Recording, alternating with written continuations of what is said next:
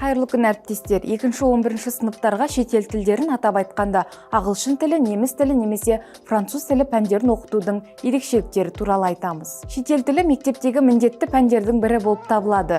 Білім беру ұйымдарында ағылшын, неміс және француз тілдерінің біреуін таңдау құқығы бар. Тілді таңдау барысында білім алушылардың қажеттіліктері және ата-аналардың пікірі ескеріледі. Басты ұстанымдардың бірі шетел тілін деңгейлеп оқыту. Сыныптағы білім алушылар саны 24 және одан да көп болған жағдайда пәнді оқытуда сынып 2 топқа бөлінеді. 2-11 сыныптарға арналған шетел тілі пәнін оқытуға бөлінген оқу жүктемесінің көлемі кестеде көрсетілген. Оқу жылының ұзартылуына байланысты пайда болған қосымша сағаттарды қайталау, өткен материалды бекіту және күрделі тақырыптарды оқыту үшін пайдалану ұсынылады.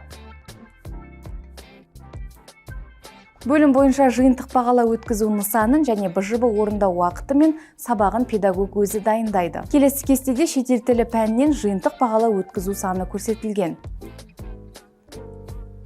Шетел тілі оқу пәні бойынша жиынтық бағалау сөйлеу әрекетінің 4 түрі, нақтырақ айтқанда тыңдалым, айтылым, оқылым және жазылым бойынша жүргізіледі. Жиынтық бағалауда бөлім бойынша немесе ортақ тақырып бойынша сөйлеу әрекетінің 2 түрі біріктіріледі.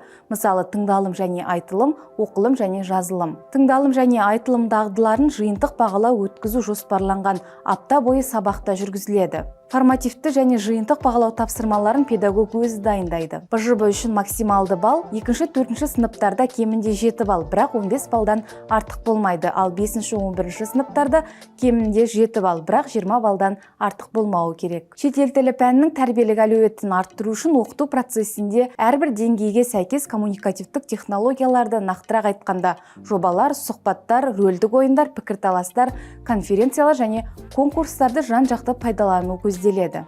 Тақырыптардың мазмұнын патриотизмге, адамгершілікке, ізгілікке, адалдыққа және еңбекқорлық пен достыққа тәрбиелеуге бағыттау ұсынылады. Назарларыңызға рахмет. Бүгінгі тақырып сіздерге пайдалы болды деген ойдамыз. Сұрақтарыңыз болса, видеороликтің астына қалдырып кетулеріңізге болады.